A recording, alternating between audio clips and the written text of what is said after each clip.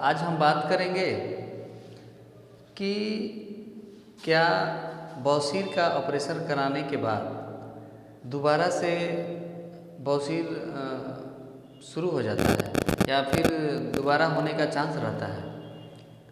तो आज हम इसी विषय पर बात कर रहे हैं कि किसी पेशेंट को बवासीर का ऑपरेशन किया जाए तो एक अलग सी भ्रांतियाँ हैं कि ऑपरेशन अगर करा लें तो फिर से दोबारा बवासीर हो जाता है।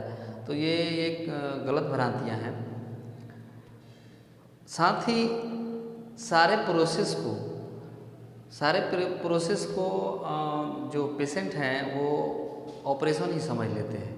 जैसे कि अलग अलग, जैसे आपकी एनल में अगर गिल्टी हो, पैखाने के रास्ते में गिल्टी हो तो एक प्रोसेस आता है कि उसके धागे से बांध दिया जाता है और उसको दवा चलाकर गलाया जाता है, साथ ही वो कट कर गिर जाता है। साथ ही एक प्रोसेस है जो खाने के जो रास्ता एनल में आपकी जो गिल्टी है उसमें इंजेक्शन देकर लोग उसे ठीक करने की कोशिश करते हैं। तो ये अलग अलग प्रोसेस को भी पेशेंट ऑपरेशन ही समझ लेते हैं। तो ये सब बात जानने की ज़रूरी है कि हर प्रोसेस ऑपरेशन नहीं होता है।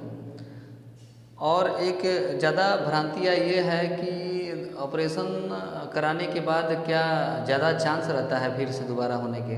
तो इसमें कम से कम अगर ऑपरेशन आप कराए हैं तो इसमें 100 में 2 से 3% पेशेंट को ही दोबारा होने की चांस रहती है। वो भी कब? जब यथावत पहले की तरह अपने खान पान पहले की तरह जिस प्रॉब्लम के कारण आपका बवासीर हुआ था सेम उसी कंडीशन में आप फिर वैसे ही रह रहे हैं तो ऑपरेशन के बाद भी होने के चांस 2 से 3%, 100 में 2 से 3% लोगों में ये 2 से लोगों में ही होने का चांस देखने को मिलता है। क्योंकि यथावत अगर खान पान में आप बदलाव नहीं कीजिएगा ऑपरेशन कराने के बाद, आपका हजमा ठीक नहीं रहेगा, यथावत आपके हर फूड जितने भी फास्ट फूड है उसका इस्तेमाल कीजिएगा, तो तेल मसाला ज़्यादा इस्तेमाल कीजिएगा तो होने का संभावना रहता है। लेकिन 100 में 90% 95% लोगों में ऑपरेशन के बाद ये अगले 20 वर्षों में भी कोई प्रॉब्लम देखने को नहीं मिलता है। तो सबसे पहले अगर आप ऑपरेशन कराए हैं, वाकई ये सब प्रोसेस नहीं कराए हैं, जैसे इंजेक्शन नहीं लिए हैं, बांधने वाला प्रोसेस नहीं हुआ है, तो आप अगर ऑपरेशन करवाए हैं किसी अच्छे चिकित्सक या किसी अच्छे सर्जन के पास जाकर अगर ऑपरेशन करवाए हैं तो आप साथ में तो आप निश्चिंत रहें, ये दोबारा होने का चांस नहीं रहता है। साथ ही आप ऑपरेशन कराने के बाद अपने खान पान और इन सब बातों पर ध्यान दें, हजमा पर ध्यान दें, खान पान पर ध्यान दें। आप जैसे फल फ्रूट ज़्यादा इस्तेमाल करें, हरे साग सब्जी ज़्यादा इस्तेमाल करें जिससे आपका पेट सही रहे।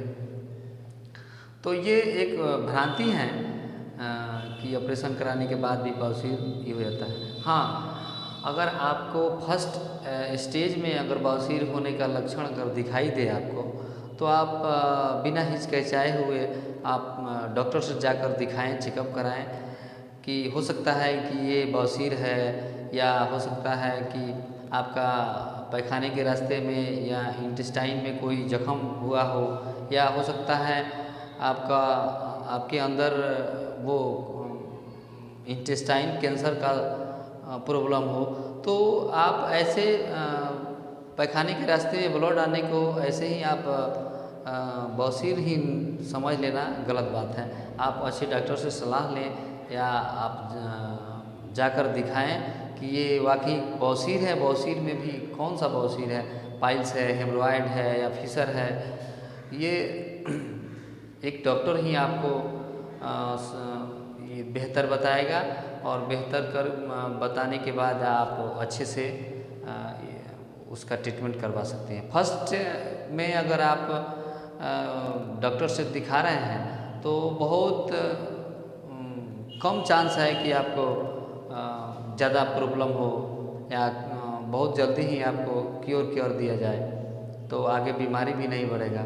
कभी कभी किसी पेशेंट को 6-6 साल 2-2 साल तक बवासीर आते रहता है, पेशेंट ऐसे ही छोड़ देता है, तो वही आगे चल के कैंसर होने की संभावना है या और भी बीमारी होने की संभावना हो सकता है। क्योंकि ये जो एनल है हमारे जो पैखाने के रास्ते, ये सबसे गंदे रास्ता है, क्योंकि उसमें सारे जितने मल है वो सारे मल कंटिन्यू उसी रास्ते से बाहर निकलते हैं।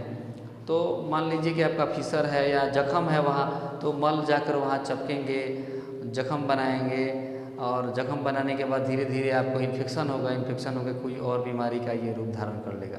साथ ही जब भी आप पैखाना जाएं या पैखाना अगर आप जा रहे हैं तो अच्छे से साफ़ सफाई रखें, थोड़ा सा प्रेशर दे के उस पर पानी का इस्तेमाल करें, क्योंकि जो पैखाने के रास्ते हैं आप पैखाना करने के बाद वो फिर से सिकुड़ कर अंदर चला जाता है। थोड़ा सा प्रेशर आप दीजिएगा तो थोड़ा सा जो मसल्स है वो थोड़ा सा बाहर आएगा, तब पानी का इस्तेमाल कीजिएगा तो अच्छे से साफ़ होगा।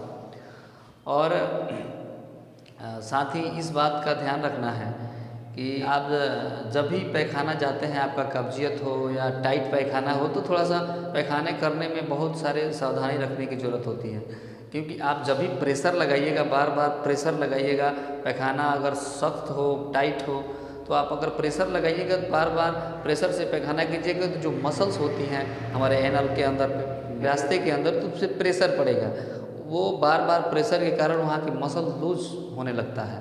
लूज होने के बाद अगर फिर आप प्रेशर लगाते हैं तो कभी कभी कट लग जाता है, या उस पर प्रेशर लगाने के बाद ज़्यादा पंप करके थोड़ा सा बाहर आने लगता है, तो वही सब कारण हो जाता है बवासीर, हेमोरॉयड या फिशर का।